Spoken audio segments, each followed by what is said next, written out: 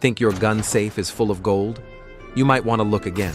Some firearms that once looked like rock-solid investments have become total duds, losing value faster than you can clear a stovepipe jam.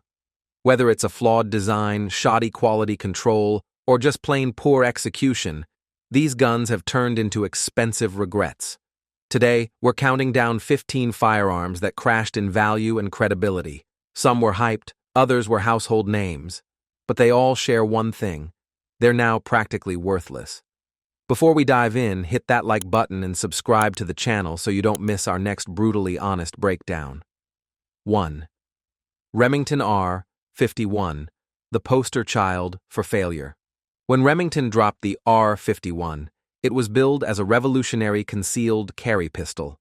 What we got instead was a masterclass in how not to launch a firearm. With an MSRP of $500, early adopters were sold on promises of low recoil and sleek ergonomics. The reality? Feeding jams straight out of the box. Slides gouged brass like it was a grudge match, and the trigger felt like dry firing a rusty stapler. Even after a factory recall and relaunch, the damage was irreversible. The Pedersen hesitation lock system, while innovative on paper, proved a nightmare in practice.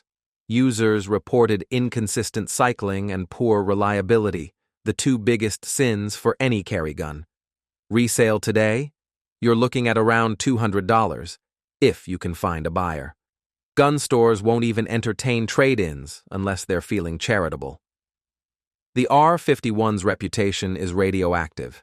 It's gone from futuristic carry option to do not touch shelf warmer. If you thought that was rough, wait till you see what happened to Remington's other polymer attempt. 2. Remington RP9, bargain bin quality in a budget gun. If the R51 was Remington's stumble, the RP9 was a full-on faceplant. Marketed as their answer to the Glock 17, this striker-fired 9mm promised affordability and simplicity. It delivered neither. With a launch price of $400, it looked like a steal, until you pulled the trigger. Gritty, undefined, and unpredictable, the RP9's trigger was more of a deterrent than a feature. The magwell felt like it was cut with a pocket knife during shop class, and slides routinely failed to return to battery. Reset? If you could feel it, congratulations. You're a psychic. Within a year, used prices plummeted to $150. Gun shops got so fed up with trade-ins they stopped accepting them entirely. Even collectors of oddball firearms don't want these. The polymer frame felt like a toy. The coating wore off after a few holster draws, and the factory sights looked like they were pulled from a BB gun. Think the 9mm disappointments end here? Not even close. Let's move to another big name that tripped over its own reputation. 3. Sig Sauer Mosquito, the picky plinker. The Sig Mosquito should have been a winner. It looked like a baby Sig, chambered in .22 LR, perfect for training or plinking. But once you started shooting it, the fun stopped fast. Originally priced around $400, today you're lucky to fetch $150. Why? Because the Mosquito is infamously ammo picky.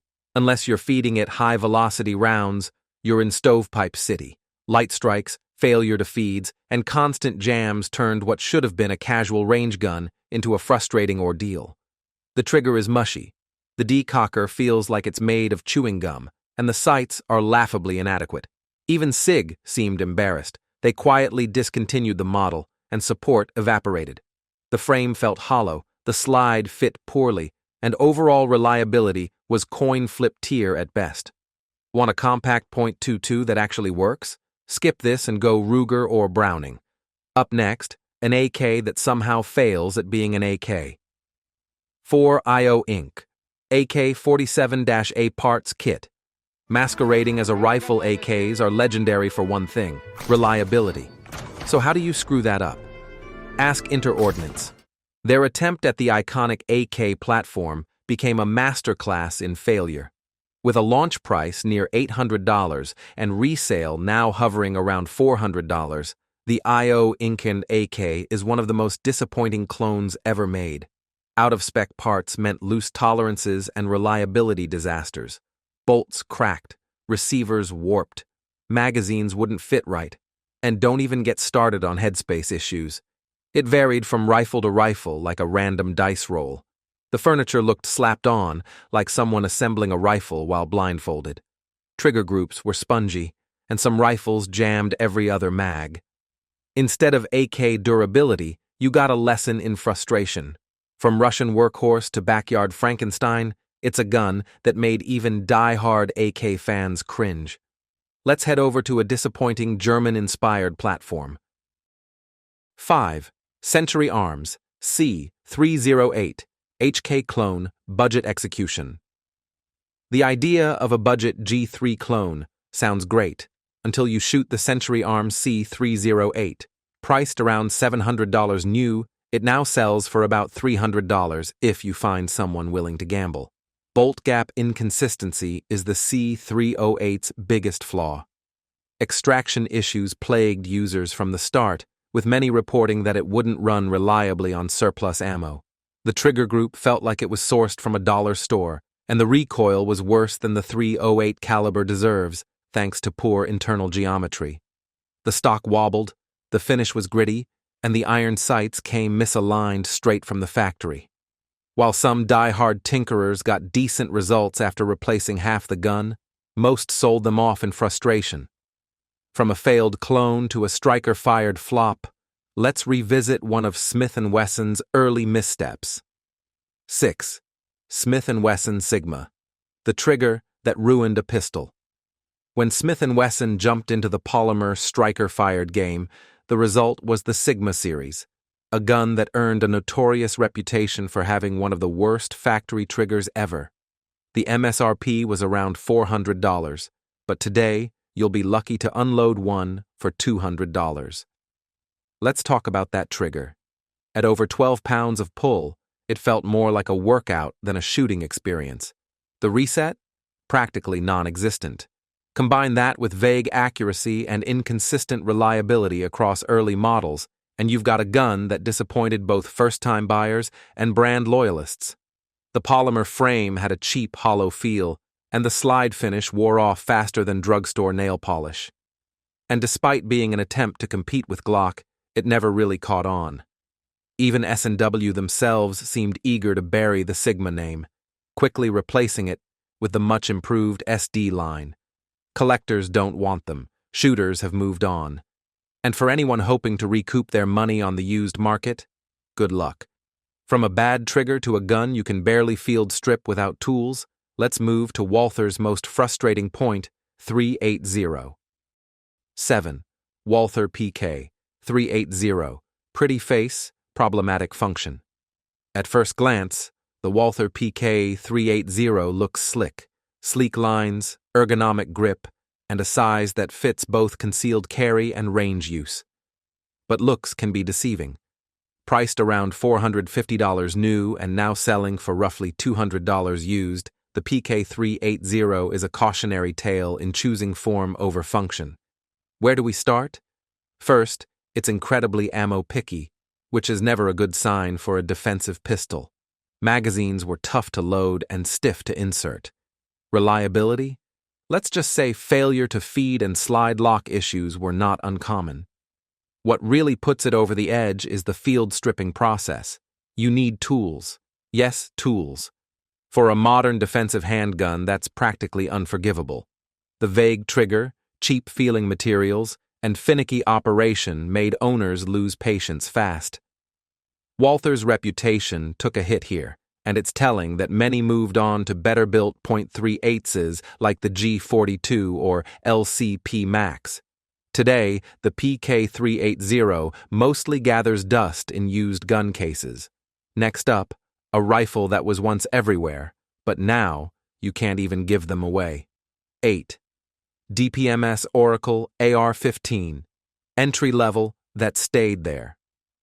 During the AR boom years, the DPMS Oracle was everywhere. It was the go-to entry-level AR-15, priced at around $600. But in today's market, it fetches maybe $350, and even then, only from someone desperate for their first rifle.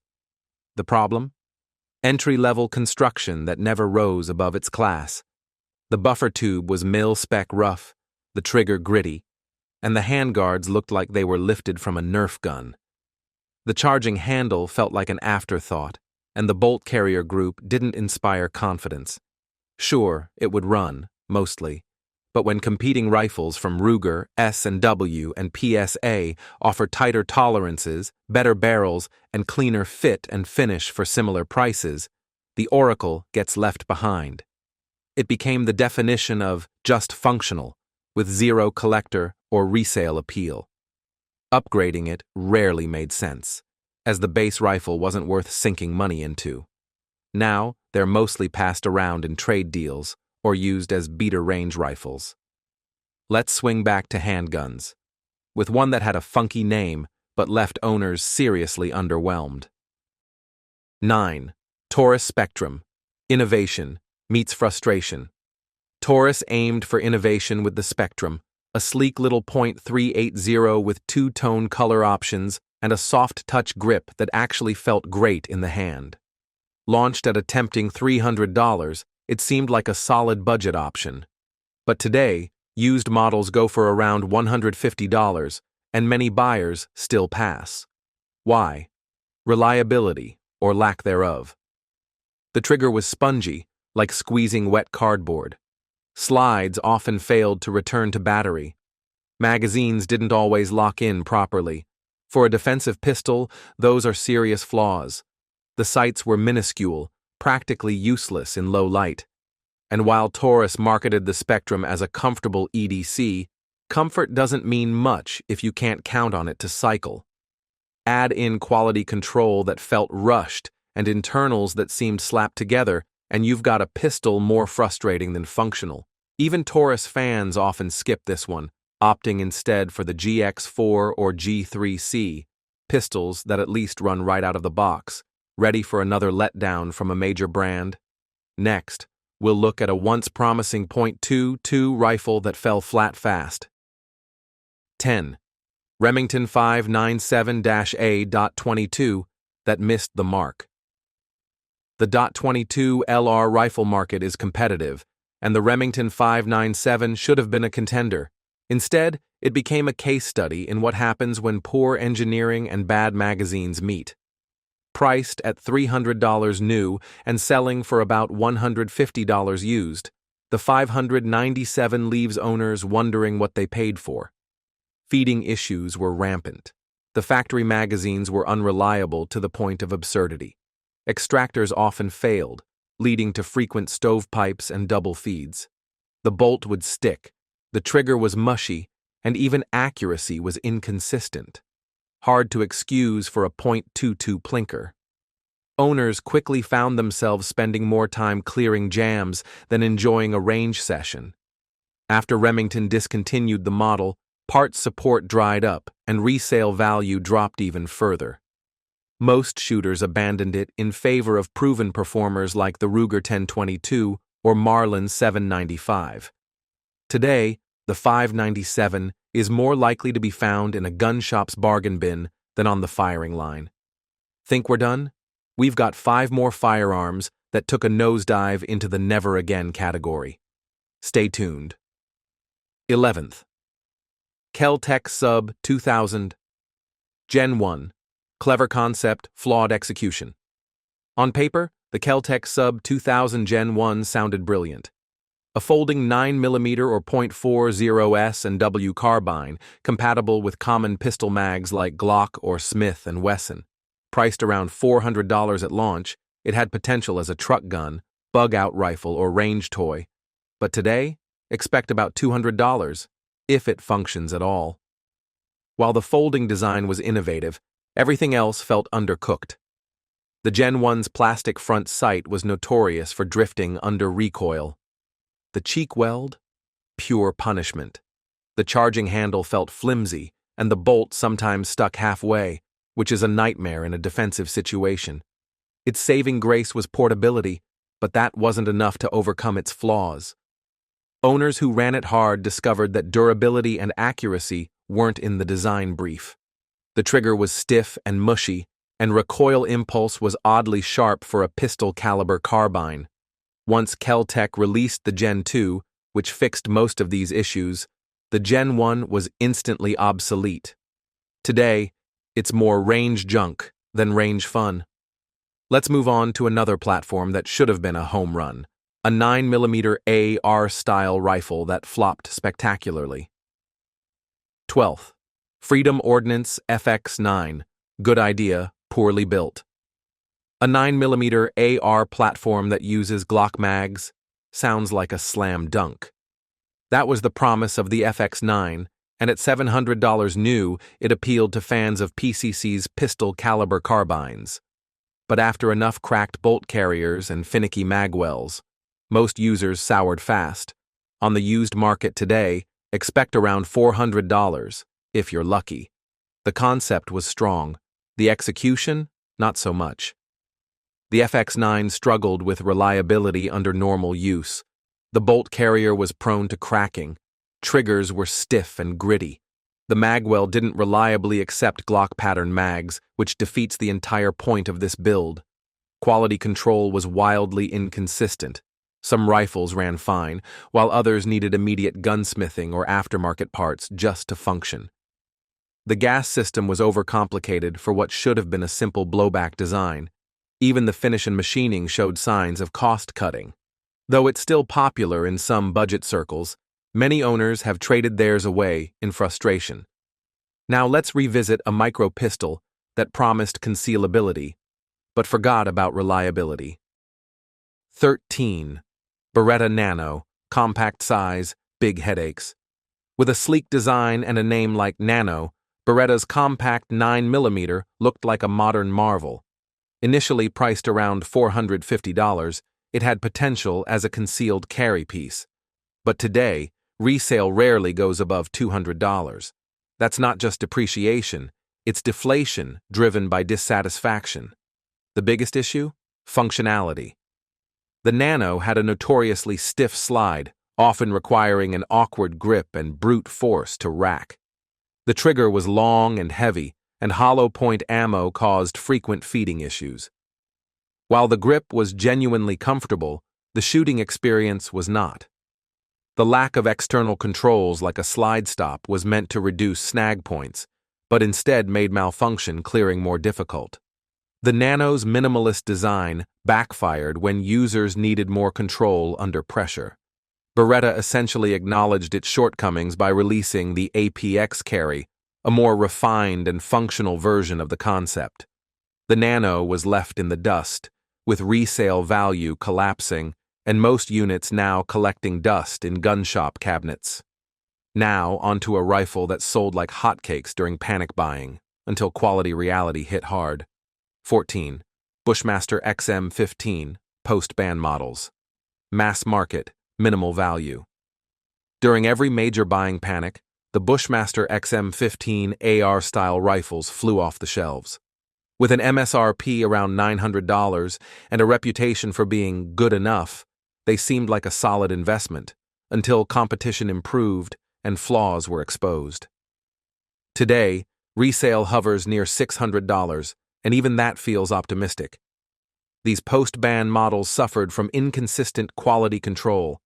Some rifles were solid, others came with canted front sights, rough buffer tubes, and overgassed systems. Triggers were gritty, and finish quality was hit or miss at best. Once the AR market was flooded with better options, often at lower prices, the XM15 became the AR no one really wanted. Even upgraded models didn't retain value. Buyers started gravitating toward PSA, Aero Precision, or Ruger instead. Today, Bushmasters are often viewed as relics of the panic buying era, functional, but lacking refinement, and definitely not collector material. And finally, we land on the most underwhelming modern AR spin-off you've probably never even heard of. 15.